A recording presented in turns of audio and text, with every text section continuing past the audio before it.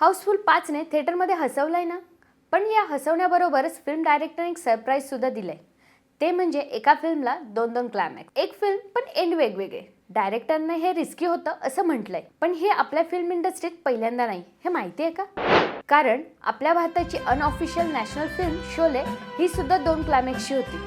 पण का होते शोलेला 2 क्लायमॅक्स? शोलेच्या पहिल्या क्लायमॅक्समध्ये ठाकूर गब्बरला ढकलतो आणि खेळाच्या बुटांनी त्याचा मर्डर करतो असं दाखवलं होतं. पण शोले जेव्हा आला तेव्हा नॅशनल इमर्जन्सी सुरू होती. शिवाय ठाकूर रिटायर असला तरी पोलीस होता आणि पोलिसांनी असं करणं म्हणजे जनतेच्या मनात पोलिसांविषयी अविश्वास निर्माण होणं, तसंच फिल्ममध्ये प्रमाणाबाहेर व्हायलन्स दाखवणं असं सेन्सर बोर्डचं म्हणणं होतं. म्हणूनच शेवटी गब्बरला न मारता पोलिसांच्या हवाली करण्यात आलं.